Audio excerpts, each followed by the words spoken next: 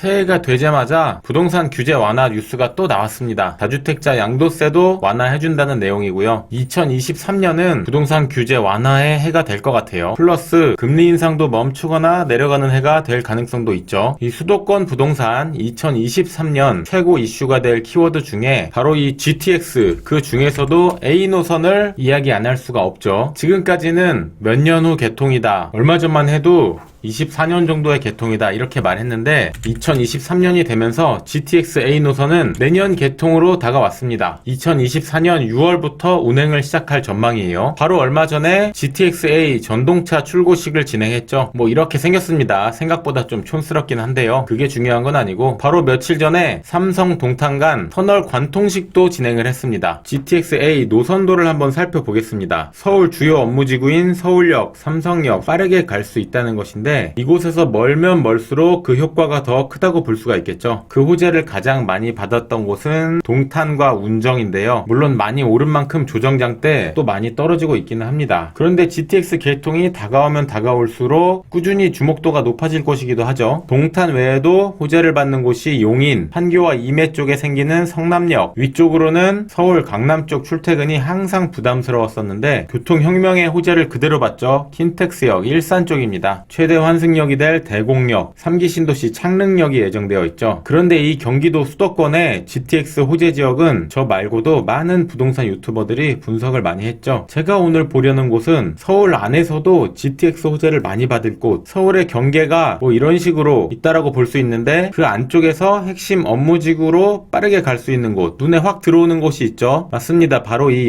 연신내역이고요. GTX는 평균 속도가 100km에 달하기 때문에 한 정거장 서울역, 두 정거장 삼성, 연신내에서 서울역권과 강남권으로 직결로 한두 정거장 연결이 되는 거예요. 물론 이 삼성역은 복합 환승센터 공사 때문에 실제 개통까지는 몇 년 더 걸릴 것으로 보이고요. 그것 때문에 GTX 자체가 한 번에 다 개통되는 것은 아니고 순차적으로 구간 개통될 것으로 예정되어 있어요. 연신내역을 한번 살펴보겠습니다.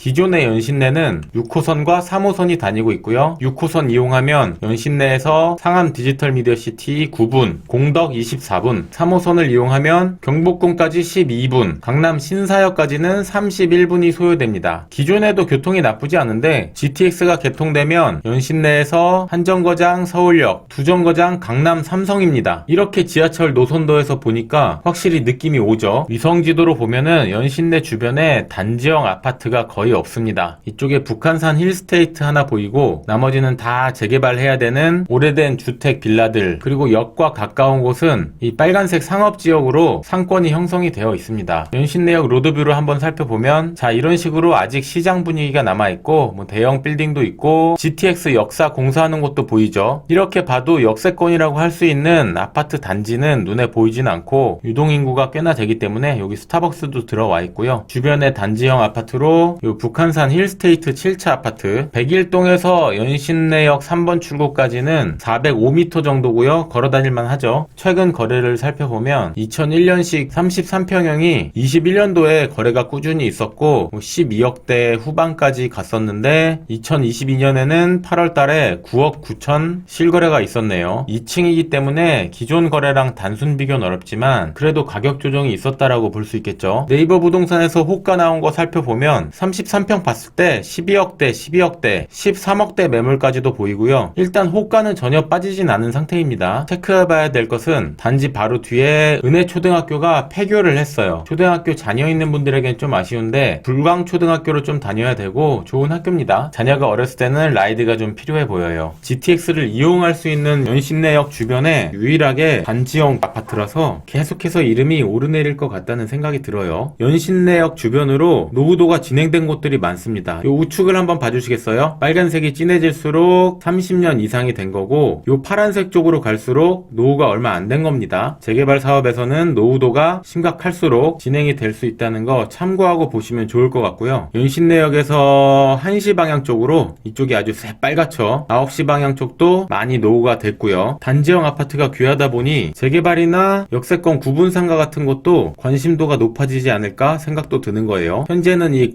문자 들어있는 것들이 많이 있죠. 공공주택 복합사업 1차, 복합사업 지구. 조금 넓게 보면 GTX 연신내역 하나 전후로 창릉 신도시가 예정이 되어 있는데, 어쨌든 연신내는 창릉보다 더 서울 방향에 있죠. 아니, 서울 방향에 있는 게 아니라 서울이죠. 그리고 현재도 아파트가 없기 때문에 중장기적으로 봤을 때도 재개발, 재건축 등으로 인구가 늘어날 일만 있다라고 좀 보여집니다. 서울 안쪽의 GTX 호재 지역을 살펴본 이유는 다른 것 때문이라기보다 이 맞벌이죠, 맞벌이. 요즘에 남편만 일하는 외벌이는 보기 힘들고 부부가 둘 다 일을 하는데 육아 때문에 잠깐 부인이 쉰다고 해도 나중에 또 복직하는 경우도 많아요. 이 맞벌이 부부 중에 한 명은 강남권에서 일을 하고 또 한 명은 강북권 쪽에서 일을 한다면 이 연신내 쪽 생각해 볼 수가 있는 거죠. 임차인 입장에서도 이거는 마찬가지죠. 아까 노후도가 심각한 것으로 보였던 연신내역에서 이 한시 방향 쪽 로드뷰를 한번 살펴보면 자, 이런 모습이죠. 경사도도 있고 아주 오래돼 보이는 건물도 있고 비교적 최근에 진 걸로 보이는 것도 있는데 전체적으로 좀 낙후된 모습입니다. 여기 또 짓고 있는 건물도 보이네요. 현장 답사 가시면 아파트도 보시고 역세권 상가도 보시고 재개발 가능성 있는 이런 주택가도 다녀보시면 도움이 될 것 같습니다. 연신내 분석 영상 도움이 되셨나요? 땅땅 무슨 땅 채널 구독 부탁드리고 이 영상 좋아요도 부탁드릴게요. 지금까지 부동산 정보 채널 땅땅 무슨 땅이었습니다.